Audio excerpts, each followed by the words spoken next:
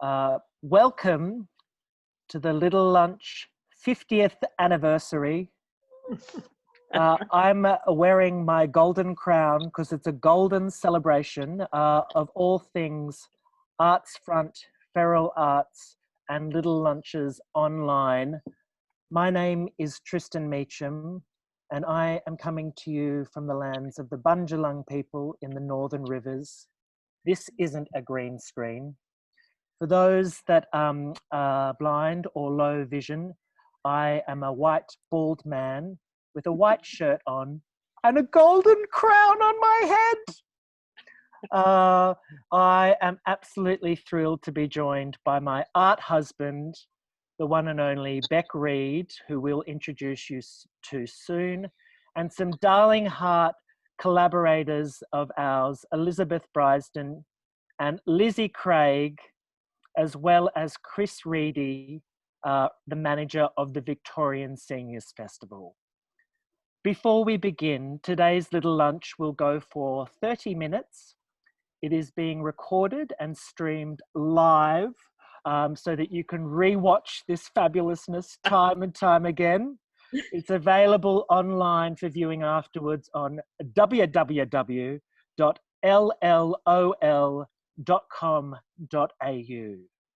When you join, please mute your microphones upon joining and when not speaking. You're invited to introduce yourself in the Zoom chat, and please also let us know what country you are on today. Please also use the chat function to ask any questions throughout the event. And please note also that captions are also available. You can turn the captions button on. There is closed captioning available. And we're very grateful that this is also being signed live. Auslan signing is available. So you are able to pin the video, the Auslan signing video, should you wish to watch. But because this is the 50th celebration of Little Lunch Online, we think it's important to start with what all the Queen's men have been doing quite regularly, which is dancing to video cameras together, trying to find some weird ways that we can commune during these turbulent times. And so put on your gold outfits, celebrate all things Little Lunch as we start off the 50th anniversary with a little dance for you all.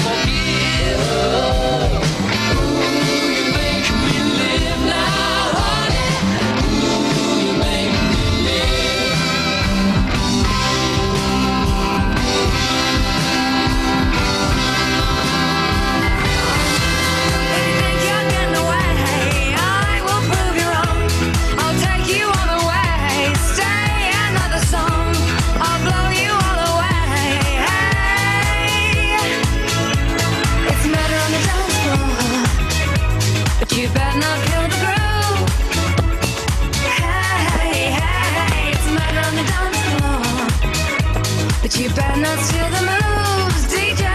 Gonna turn this house around somehow. Not on the dance floor. But you better not kill the groove. Hey, hey, it's not on the dance floor. But you better not steal the moves, DJ. Gonna burn this goddamn house right down.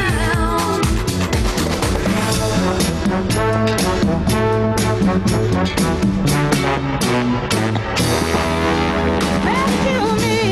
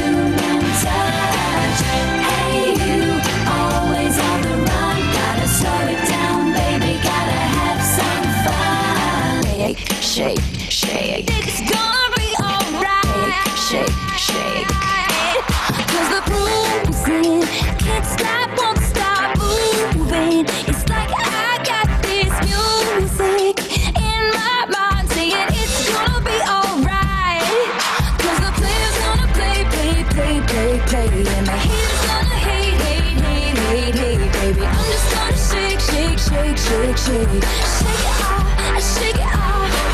Heartbreakers gonna break, break, break, break, break. And the baker's gonna bake, bake, bake, bake, bake, baby. I'm just gonna shake, shake, shake, shake, shake. Shake it off, shake it off. Oh my goodness me.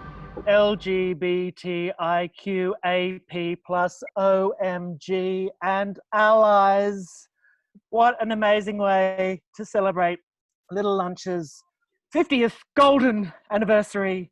And we're very grateful to have such wonderful advocates in the art industry who have been leading the way and having such important conversations during these very turbulent times for many communities. We, as part of All the Queen's Men, specifically would like to acknowledge all First Nation communities here. I would like to start by acknowledging that I come to you from the lands of the Bundjalung people in the Northern Rivers.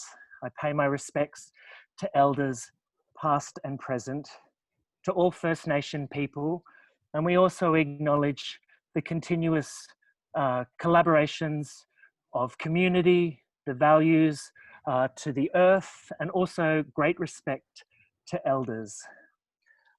Together with Beck Reed, we are All the Queen's Men. And Beck, maybe you might like to give a little bit of an insight into our company values and mission. Hello everyone, thank you so much Feral Arts for having us. I'm coming to you from Luturicha, the lands of the Palawa and the Pakana people. It's -5 in Tasmania. Thank you Tristan. For those of you, I'm just going to do a quick audio description. I'm a white woman. I'm wearing a white t-shirt and a red and purple scarf with a little golden sparkly hat on to celebrate the 50th of Feral Arts, 50 days of going strong. All Queen's Men have been going, speaking of going strong, for about 10 years. And we really are most passionate about collaborating with communities of all different shapes and sizes and identities, to create something transformative all together by our powers combined. And that's often in using various art forms. It's often site-specific, our work. We like to be out in the world. We're not really sure what to do in black boxes. And we've traveled the world. I don't think many people are. We've traveled the world with our works, but we're very passionate more and more about working hyper-locally. So it's wonderful to be working on the other side of the world, and now as all these borders dissolve, we're learning new ways that we can do both. But also, case in point, today is really about celebrating some of the people that we have worked with at a hyper-local level, really for about the last 5 years. We started with a project called the Coming Back Out Ball, which was really a community building initiative that culminated in this beautiful big celebration, a fabulous big ball that took over the town hall all those years ago in Melbourne.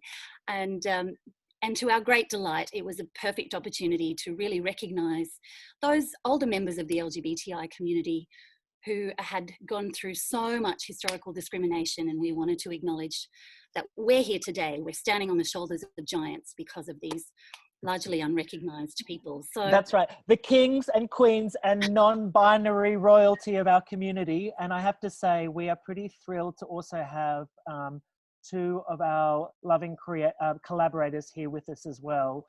Lizzie Craig, I know you're here joining us on your phone. You have spent so much time in your life working to support the social needs of the LGBTI community. Can you give us a little bit of insight into some of the specific things that older LGBTI people may be facing during this time? Yes. Can you hear me okay? Good. Look, I think, and myself included, a lot of LGBTI people live alone. They don't have partners or family around them. And I think loneliness in isolation, if I can say that, is one of the hardest things. And I know from people I've spoken to that people have fared much better if they've had a partner around or are living with someone. But for those that are living alone, it's very difficult. And hours and sometimes days of not actually speaking to anyone. And I guess the positive thing about this is that a lot of older LGBTI people do have the blueprint. They are resilient, and they do pull on this resilience. And I know for me, I had my little grandson every day for the last few years, and just before the COVID, he was diagnosed with type 1 diabetes, which means 4 injections a day. So I was a big part of his care and picking him up from school, and felt like I had a purpose. And then when we were isolated, everything stopped, as it did for a lot of people. And I think the things that get people through are their lived experiences, particularly those who have lived longevity with HIV, Tristan. They know what isolation is, and they know what it's like to lose lots of partners and friends. So they can pull on those sorts of resiliences. But for a lot of people, I honestly don't know how they fared through the virus, and what their mental health has been. This really concerns me. Lizzie, I think you bring up a really important point, is that many people through these times in COVID are experiencing social isolation for the first time. But social isolation is not unique to many people in the community. You mentioned obviously a generation that has lived through a time when they were rejected from friends and family during a horrible epidemic. Elizabeth, I know that we have spoken around making sure that our community can try and connect. How has it been for you during this time? Well, as a social introvert, the introvert's very, very happy. I don't have to leave my house, and, you know, I've got lots of things I can do here. But the social part of me is really, really missing human company and human contact. So much so that it's almost physically painful. But connecting through, you know, things like this, the Australian All the Queen's Men Dance Club, the Scottish one, because I was actually in Scotland when Aussies were called back to Australia and had to cut a trip short. I was visiting my son and daughter-in-law and their new baby. And I'd managed to get to one of the Scottish dance clubs. So I met some of the people from Inverness and from Glasgow. So I've been attending both of the, you know, Aussie and Scottish dance clubs. But I think one of the problems is one of the regulars at the Melbourne Dance Club lives not far from me. And I ran into him when I went up to the supermarket. I scuttle out to the shops and scuttle home again, but happened to run into this man. And he's not getting on because he's not familiar with how to use the technology. And so he's missing both the physical and the online dance club, which is a bit of a shame because I think he'd really enjoy it. So, yeah. I think that's been really important, and one of the very significant things that All the Queen's Men have been thinking a lot about, those that are digitally competent, those that know how to use Zoom, but actually that there are so many in our community, a number of older members who aren't able to connect on Zoom, or, let's be honest, don't want to because it's so weird to try and work out how to use. True, but other friends I keep encouraging to do it who've not been to the real life one, and they're going, oh, but I'm too shy. You know? Absolutely, and that's been a really great thing. What's happened is that we've realised that there are many people that would like to continue the digital dance club after this time when we can commune together, because it's a way for people to connect and to celebrate and be with each other without having to go outside of their house, to step outside, to out themselves, and to be in the safety of their own home.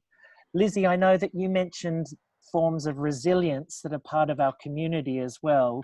And you were obviously so instrumental in looking after a whole generation who have lived through the HIV and AIDS epidemic as well.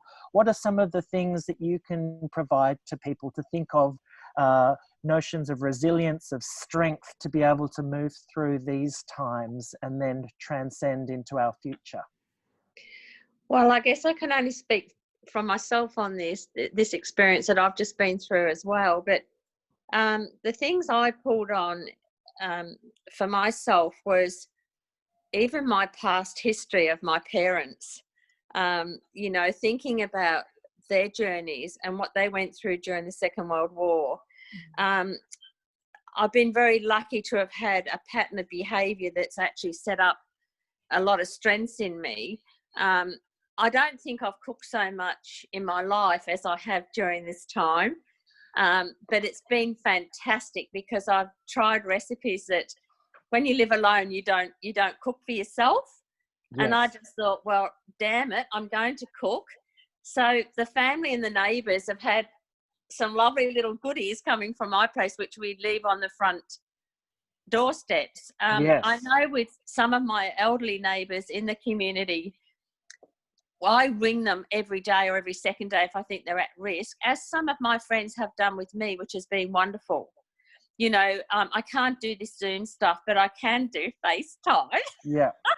So we'd have a champagne time between 5 and 6. Oh, do you? Every day? Yes. So the alcohol levels got up just a tad. That's all But right.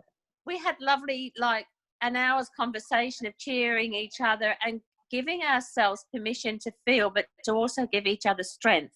Mm. And I think that contact, whether it be by phone, whether it's walking the dog and standing across the street, I think that to have that human contact, as Elizabeth was saying, to be divorced from that is absolutely cruel. And you do nearly go up the wall. You just starve for some sort of human contact. I am very much a social person, and I love people. So at times it's been hard, but I've watched great movies. I've had some wonderful gay friends that live up in Druin that have driven down with their box sets for me to view. So I guess that during this time, it's a matter of just keeping in touch on Facebook, sending funny videos. This is what the gay community have done for me, which has been wonderful. We have a damn good laugh. I told you not to tell them about that video. Oh, I'm not going to tell them about it. I'll just leave it to their imagination. But, you know, just to be able to laugh and have a good belly laugh and then text them back and say, look, I'm just sitting here crying with laughter. That was for me fantastic, and also vice versa. The global community's been wonderful. Most of my family's in Britain. They're doing it extremely tough. They're into their 12th week at the moment of isolation. And, you know, I've had some wonderful British humour sent to me. Well, speaking of bellies, my new drag name is Ms. Carbohydrate. And I definitely understand the idea of cooking an apple pie or 3. Lizzie, Yes. Your resilience has always been maintained through your commitment to the community as well. And I know, Elizabeth, as well, during these times, you've turned to Digital Dance Club and the arts to connect you with your community who you would normally see at the Melba Spiegel tent every month. What has that been like to be able to be part of something that's now connecting across the 7 seas? Oh, Tristan, it's wonderful. You know, because of the way it works, once a month in Scotland and once a fortnight here, there's usually one weekend a month when it doesn't happen, and that's the weekend I struggle when I don't have dance club to go to. Having said that, though, the last couple, not the last one, the one before, the Melbourne one, I actually was very, very sad at the end of it because it was, you know, not the real thing. Sorry. So yes, it's good, and I hang out for it, and I really, really look forward to it, but it's got the flip side as well. Absolutely. I think during this time, what we're realizing is how important it is to commune together, to celebrate together, and also the privileges that we take for granted. A simple moment of touch, of connection, of being together with like-minded families, both biological and logical, are incredibly important. And I know the queer community have done that so often, rallying together to be able to come out through many adversities. And Lizzie, you can attest to that as well. During this time, we have been really aware of the struggle that older members of our community have faced. The digital divide that Feral Arts are writing on online is really real in terms of not being able to see each other's faces. Lizzie, today you have generously spent time to try and connect onto Zoom, but actually these moments of being together, really of not being together, as Elizabeth, you say, really reveal how important community is. Absolutely.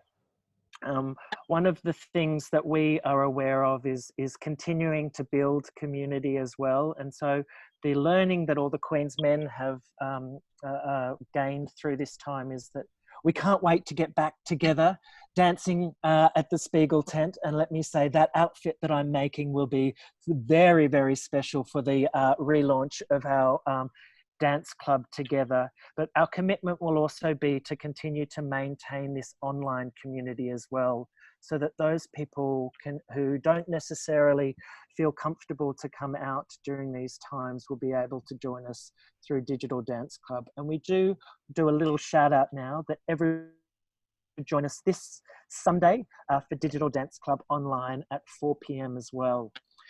This is a nice little segue to lean into some other cultural activities, because I think it's important to think of how the arts and community are really building and holding people's health and well-being during these times. And we need to start getting better at articulating the importance of arts and culture in building our community, our sense of self, and our way to be able to move through turbulent times like we're in. All the Queen's Men would also just like to acknowledge, as we did at the beginning, our respect for the queer, the rainbow elders, the LGBTI elders as well, and learning from First Nation cultures who are so, have such an intrinsic respect for the elders of their community in terms of being able to lead the way, to shape our futures. And Lizzie, you so accurately reminded us of a time that our queer community has had to live through and also and build together as well.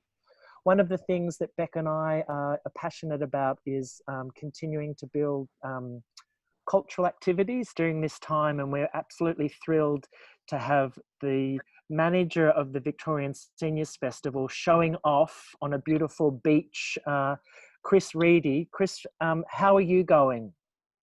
Well, and look, this has been a really good gathering, and thanks for the opportunity, Tristan. I'm very well. Fantastic. We're really grateful that you're here. One of the honours that Beck and I had was to be able to collaborate with the Victorian Seniors Festival, a new program of work that's around connecting with older members in Victoria, but obviously can be seen around the world. What do you think, thinking around the future, how important is it for government to connect with the arts in order to be able to move through to combat social isolation and to ensure that the elders of our community are heralded as our leaders? Yeah, thanks, Tristan. Look, yeah, the festival here in Victoria is run by the state government. We've all learned a lot, and I think it's been really insightful to me to learn how many performers, older performers that we normally work with, to understand the depth of their commitment to performing for their age group and those older than them. They really want to be doing that, and we're currently giving them that opportunity in certain ways. But looking to the future, I think I've learnt another depth, if you like, Tristan, around why it's important to bring performers together with the older communities scattered around Victoria. They play such an important role in reflecting their stories, but also opening their mind to new stories. Absolutely. And one of the things that you were so quick to do was to acknowledge that there were many artists that you had already programmed in your festival, honouring those wonderful contracts and performers and giving them an opportunity to reimagine themselves in an online context. We have to acknowledge your leadership and brilliance in shifting the Victorian Seniors Festival to the platform that it is. A little bit of a plug. Chris, can you tell us about what is the Reimagined Festival in 2020?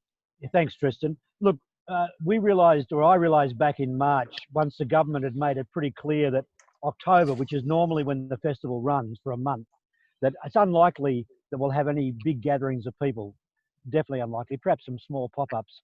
We made a commitment that terrible Black Friday that we would pay out our performers that we'd contracted and pay out those who we were about to contract, come what may. But we realised then, okay, what can we do? And putting together this team of producers, of which Kristen and Beck are the creative directors, and Andrew Gill's our producer, and Leo Dale is doing the video editing, and others behind that, that we give them an opportunity to learn new skills. And as a broader number of older Victorians decided to get more deeply involved online, those that could, it was an ideal opportunity. So what we've done ever since the beginning of May, when we started the festival, and it's going to run till the end of October, is every week we produce 3 new broadcasts which feature a particular performer or presenter. Beck or Tristan interview them. We learn about their backstory, why they do what they do, their connection with the festival. And as I said earlier, the importance they place on performing for their peers and those older. And so by the end of October, we'll have 90 of those broadcasts done, which is a great thing. The other thing we learned though, Tristan, was half the population gets up and turns the computer on, and the other half turn the radio on. And we're modelling a whole series of radio programming now on a similar model to what we've done with the videos. Absolutely. I think what you've done is absolutely amazing. There'll be such a wonderful library that people can turn to have a moment of reprise. But I think it's also important for those artists listening. Many are facing a digital fatigue, lots of online content, but that's not necessarily the case for older members of our community as well. So your program is specific for a wonderful group of people who don't necessarily have the privilege of coming together in cultural contexts. And so the 3 videos that you're making really do set hearts and minds ablaze during these times. Really beautiful performers like Kutcha Edwards, Deborah Cheatham, Tanya Kernigan, Uncle Jack Charles, Limini S Puppet Theatre, and the wonderful curation that you have ensured is that there is such a diverse range of artists, older artists prioritised, but also a diverse range of artistic mediums. Yeah, I think the important thing there is that the way we've shaped them, Tristan, is that they are conversation starters. People, I mean, we've all watched lots and lots of performances online, but these broadcasts offer an opportunity to broaden our minds and to engage with in new discussions. Absolutely. I'm well aware that half an hour goes by as if it's only 1 minute, which is one of the benefits and also the pros and the cons of a little lunch, because essentially I'd like a degustation. I've just started my entree and I'm ready for my next course. I haven't even touched my dessert and we've already got to pack up and leave. But before we do, I would just like to acknowledge the wonderful work of Artsfront Feral Arts in creating this series. It's gone 50 strong, so we celebrate with your golden anniversary. But in doing that as well, we would also just like to say we are so grateful to have Elizabeth Brysden and Lizzie Craig. We just want to acknowledge how these tricky times for you both, but just extend our personal, Beck and my personal gratitude that you're here, that your absolute hearts, souls, and lived experience and values inspire both of us daily. And we're very grateful that you've been able to join us. We'd also like to acknowledge that disgusting backdrop, Chris Reedy, and all of the skills that you're doing. The Victorian Seniors Festival is really an important initiative during these times, and both Beck and I are very grateful to be a small part of that. Thank you. We have come to the end of this conversation as well. We would like to thank obviously our Auslan interpreters, the whole team at Feral Arts, and encourage everyone to join for the 51st. Maybe there won't be a dance, and I'm sorry that we didn't try and work out whether that could be broadcast live because the whole thing might be taken down, but let's give it a go anyway. And thank you, Team Feral Arts, for joining us. And also, before we go, I think it's very important just to finish, we'll go over 1 minute if that's okay. She's going to hate me for it, so apologies around this, but I think it's very important that we just acknowledge Edward's birthday!